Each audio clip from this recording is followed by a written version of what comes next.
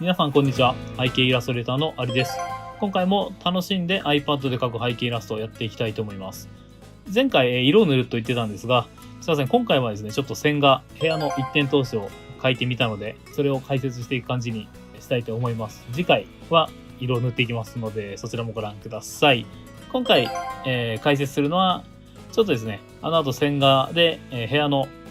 イラストを描きましたので、こちらを見ながらですね、どういう風に描いていったかというのをやっていきたいと思います。一点通しでですね、こういったような部屋を描いてみましたので、まずはですね、それの進め方。最初はですね、こんな感じで、録画しているんですが、大体のサイズを出していきます。これは前回の一点通しの部屋の描き方でも言ったと思いますが、最初にですね、なんとなくでいいので、部屋のサイズを考えておくと、困らないかなというところがありますので、最後はですね、慣れてきたら、感覚で一応書けるようになると思うんですが、それでも一応だいたいこれぐらいかなというサイズを調べておくと、後々安全かなというところがありますので、まずはいろいろサイズを出しています。今回は、6畳の部屋でベッドだったり、机だったり、本棚、ちゃぶ台ですね。を書いて、その後に簡単なラフ、だいたいどれぐらいの位置にアイレベルを持ってこようかなっていうのを考えています。部屋のサイズがですね、360縦があるんですが、360全部は入れずに、ちょっと、なんていうんですかね、圧縮してる感じの、距離感にしようかなと思っています。この下の長さを長く取るか、こう長いところをこうちっちゃくですね、短く取るかでですね、望遠とか広角とかも変わってきますので、その辺もまた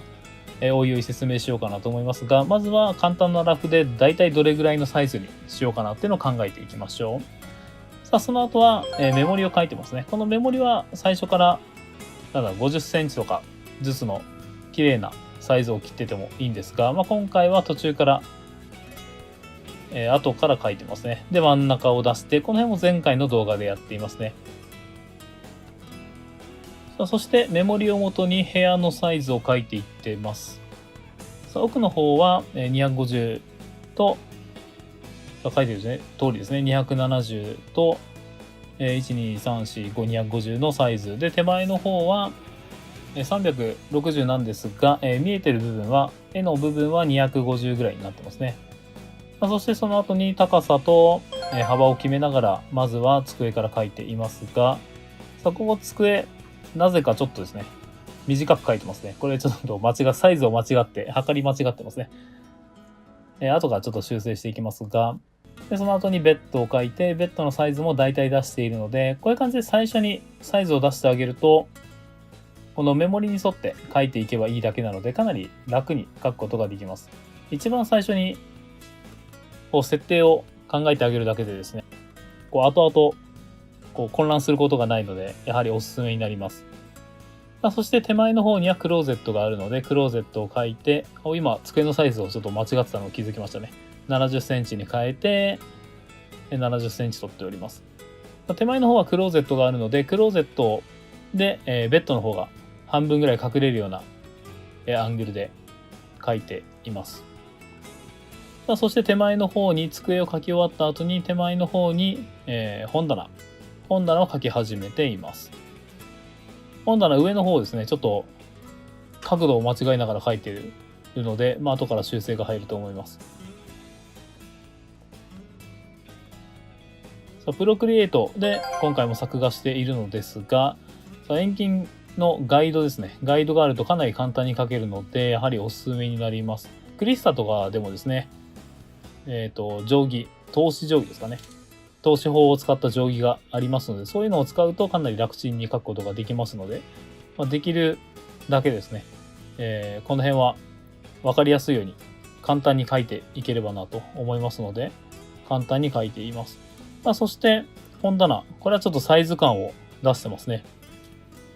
これは何をやってるかというと、3分割している状態になります。四角を3分割することによって、180センチの高さの本棚を90センチに割って、それをまた3分の1にしている感じですね。だいたい30センチぐらいの本棚にしている状態です。本の大きさもいろいろあるんですが、漫画がだいたい18センチとかなので、30センチのに入れてちょっと上に空間ができるような感じで考えている状態ですね。そしてちゃぶ台。ちゃぶ台はどういうのにしようかなと思いながら書いていますが、今回ガラスの、机にして、下の黒い足の部分が見えるような設定にしております。そんな感じで、もう一個ですね、書きたい家具っていうのを自分で考えておくと、それも最初にいろいろこう見ながら設定しておくと、それもスムーズに書けるので、書きながら迷うよりは最初に決めてあげると楽ちんになります。そして奥の窓の深さをどうしようかなって考えてますが、結局上下に開けるタイプの窓に変更することにしました。これで窓まで完成。これでなんとなくもう部屋の形はね見えてるんで、あとは細かいところを変えていくっていう状態になります。スピードをこう取ってそれを録画してタイムラプスというプロクリエイトの機能でやってるので、ちょっと素早く書いてますが、もしもうちょっとゆっくり見たい方はですね、何回かぜひ見てみてください。YouTube の方で遅く再生することもできますので、ちょっと声も遅くなりますけどね。そういうのでも確認できますので、ぜひそちらも試してみてください。そして机に、追加して椅子を書いてますね。椅子も大体のサイズを、出して書いております。背もたれをちょっと斜めにして、これで椅子が完成。で、椅子が完成したらちょっと寂しいなということで、ここはもう本棚の中身も書いていくことにしました。最初はこれで終わりにしようかなと思ったんですが、ちょっとあまりにも寂しかったので、本棚の中身を書いていくんですが、本棚もいろいろ本だけじゃないんで入るのが、下の方にこう3段ボックス入れてみたりとか、こう箱を入れてみたりとかですね、参考書。奥の方は背が高い本をいっぱい入れて、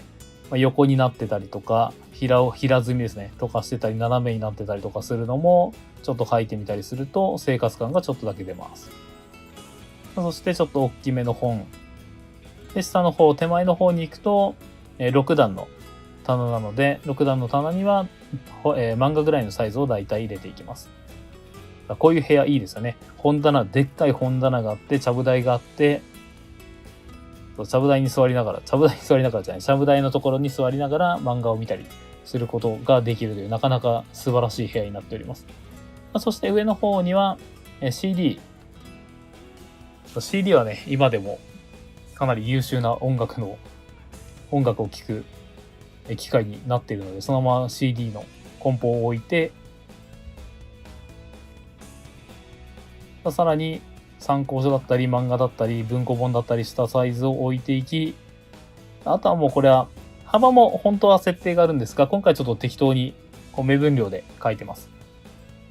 で、なんとなくこう詰まってるのが分かればいいかなっていうので書いていますので、それで書いていって、手前に行くとちょっと太くなっていくっていうのを意識するといいかもしれませんね。それで CD を追加で隣の棚にいっぱい書いていくと。CD のサイズは、漫画よりちっちゃいので、ちっちゃいサイズで書いています。さあ、この辺は細かいですね。こういう細かいものをいっぱい敷き詰めていくと、こう完成度がガンガン上がっていくので、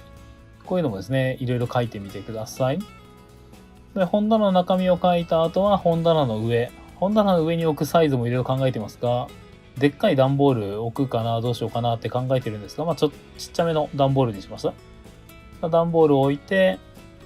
これに資料とかですね、いろいろ詰めるための段ボール、使わなくなった資料を置いたりします。で、段ボールの手前にも一つアイテムを置いて、これで左側は大体完成ですね。こんな感じで少しずつ小物が増えてきて、で、ラグマットを引いて、で、マットも完成して、机の上が寂しかったので、じゃあノートパソコンを置こうかなということで、ノートパソコンを置いていきます。さあ、これもゲームとかの設定の場合は、主人公の部屋、どういう風な主人公で、どういうものを置いているのかっていうのも設定してあげると、かなりやりやすいですね。さあ、奥には自分の、掲示板というか、スクラップするボードを置いて、クーラーがあったということで、クーラーを置いていきます。いや、夏場なんでね、クーラーがないとかなり大変です。パソコンが死んじゃうかもしれない。暑すぎるとですね、パソコンが死んじゃうんで、いやもうこの時期はクーラーが必須ですね。これでクーラーを書いて、だいぶ生活感あふれる感じになってきましたね。でもきっちり整理整頓されてるんでね、かなり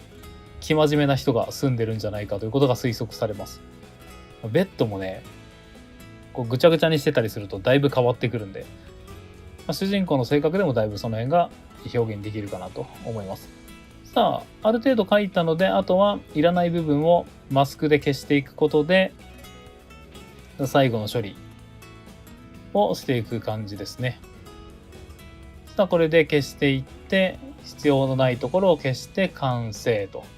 いう感じになります。さあ、まだもうちょっと消してますが。い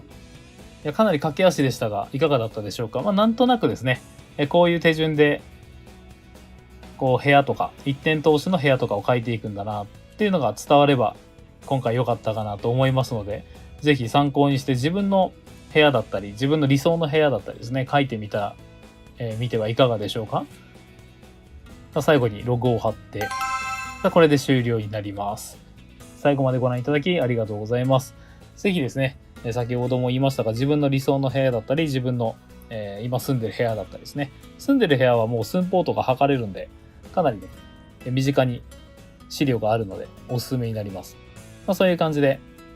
いろんな部屋書いてみてください。さて、次回はですね、前回も言ったように、ちょっと2回先になってしまいましたが、カラーの塗り方、ちょっときっちりしたですね、カラーの塗り方をやっていこうかなと思いますので、ぜひそちらもご覧ください。それでは最後までご覧いただきありがとうございました。皆さんも楽しんで iPad でイラスト描いていってください。また次回の動画でお会いしましょう。それでは背景イラストレーターのありでした。さようなら。